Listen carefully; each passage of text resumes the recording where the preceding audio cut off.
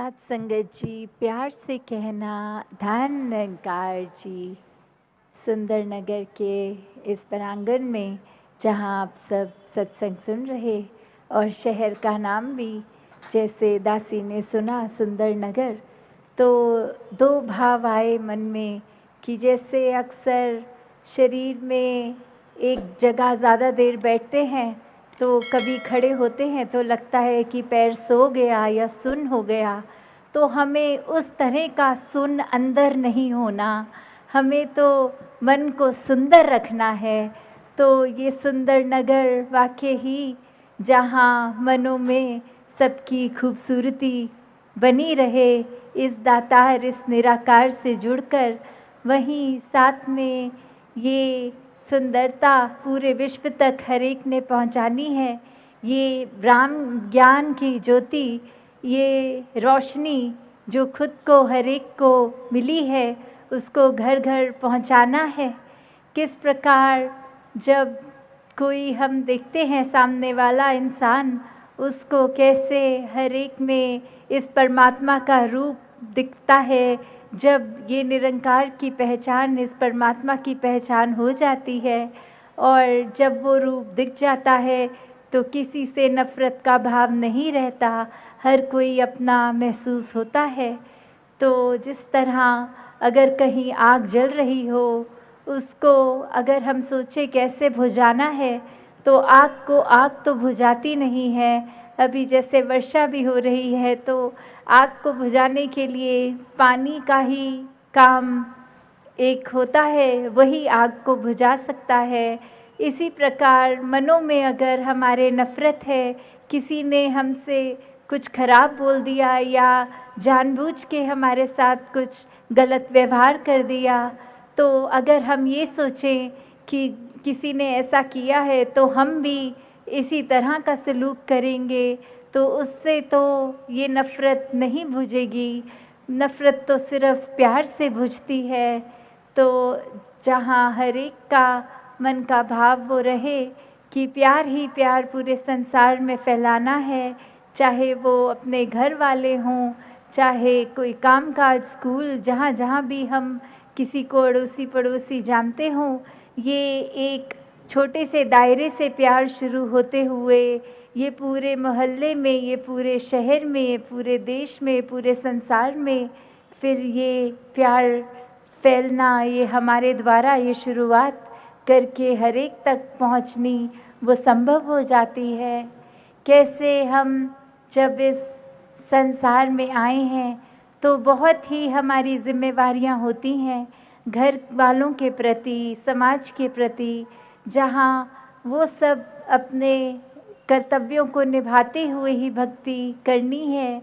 और कभी भी अगर लगता है कि कोई सिचुएशन इतनी मुश्किल होती है कि अपनी जिम्मेवारियों को ही छोड़ दें, तो उस समय ये भक्त कभी भक्ति नहीं कर रहा होता, क्योंकि गृहस्थ और समाज में ही निभाते हुए सारे अपने कार्य ही भक्ति करनी संभव होती है। जिस तरह उदाहरण भी देखें तो अगर कोई फ़ौज में है तो अगर वो अपनी ज़िम्मेवारी से, अपनी ड्यूटी पॉइंट से हट के भाग जाता है तो उसको शाबाशी तो नहीं मिलती। तो उसी प्रकार अगर कोई अपनी जगह पर खड़ा है, अपने एक ड्यूटी को अच्छे से निभा रहा है, वो ही मुबारकबाद का पात्र होता है। वैसे ही हर एक से, जहाँ हमने घर वालों को भी अगर हों, सिर्फ़ उनके लिए नहीं, हर एक के लिए, कि हर एक के लिए एक हम इंसान हैं और सामने वाला भी इंसान है, तो ये एक परमात्मा की ही अंश हम में भी है, उनमें भी है। तो सभी से उस रूप में पूरे संसार के लिए कर्तव्य बन जाता है कि हम एक अपने उत्तरदायित्व भी निभाते चलते जाएं। कैसे एक दूसरे के लिए, चाहे अनजाना स्ट्रेंजर हो या जानकार हो, कैसे फिर ये प्यार हर एक तक पहुँचे, किस तरह से फिर ये मन के भाव हर एक के प्रति प्यार के बन जाते हैं, आंसू पोंछने वाले बन जाते हैं। तो हर एक के लिए जहाँ हम तत्प्रस्त रहेंगे सेवा रूप से, अपने शरीर से, चाहे कोई भी सेवा एक अगर बल है तो भी वो बल इस परमात्मा ने ही दिया है। तो जहाँ एक तन मन धन की जो बात आती है सेवा में कि मन से करना सबसे पहले ज़रूरी है, नहीं तो वो सेवा सिर्फ कार्य बन जाएगी। तो कैसे हर एक के लिए हम पहले अपने मन का अहंकार मिटा के वो पूरे ही समाज के लिए सेवा कर सकें किसी भी रूप में। वहीं अपनी स्पिरिचुअलिटी को अगर हम देखते हैं तो उसमें भी इज़ाफ़ा युगों युगों से जो भी संतों ने कहा है कि ये माया का रूप, ये पूरा संसार, इसने तो क्षणभंगुर की तरह अभी है, अगले पल वो वस्तु नहीं है जीवन में, तो ये तो आने जाने वाली है, इसने सदैव स्थिर नहीं रहना। स्थिर तो हमेशा ये परमात्मा ही होता है, जो ये धरती की रचना से पहले भी था। अब धरती जब भी ख़त्म होगी उसके बाद भी इस परमात्मा ने रहना है। तो कैसे जब इस स्थिर परमात्मा को जानकर, इससे प्यार करके, इस पे विश्वास करके, इसके ऊपर एक अडिग रहते हैं, वैसे ही हम अपने जीवन में जब ये मजबूती, ये सहजता को, ये स्थिरता को प्राप्त कर लेते हैं तो सारे ही कार्य हमारे एक बखूबी स्वयं ही निभ जाते हैं। हमें सिर्फ अपना वो कर्म रूप एक करते जाना है, कभी अपनी किसी भी रिस्पॉन्सिबिलिटी से पीछे नहीं होना।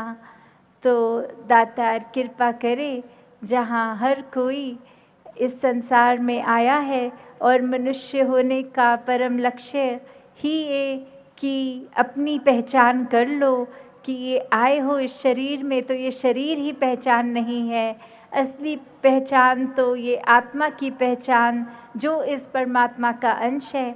तो कैसे ये पहचान सिर्फ जीते जी ही की जा सकती है। अक्सर इंसान सोचता है कि अभी बाल अवस्था है, अभी भक्ति की उम्र नहीं है, अभी तो खेलने कूदने की उम्र है, फिर नौजवानी का समय तो और लगता है कि चलो अभी काम काज, एक परिवार की जिम्मेवारी का समय है, फिर जब बुढ़ापा आएगा तो कर लेंगे भक्ति। पर सच्चाई तो ये है, किसी को नहीं पता कि हमारे श्वास कितने हैं। तो ये जब आँख खुले तब सवेरा, जब जिसके मन में वो क्यूरियोसिटी, वो प्रभु परमात्मा को जानने की एक ये इच्छा जाहिर हो, वो ही समय मुबारक समय है, चाहे बचपन हो, जवानी हो, बुढ़ापा हो। तो दातार सभी पे कृपा करे। दासी इन्हीं शब्दों से आपसे आज्ञा लेगी। साथ संगत जी, धन निरंकार जी।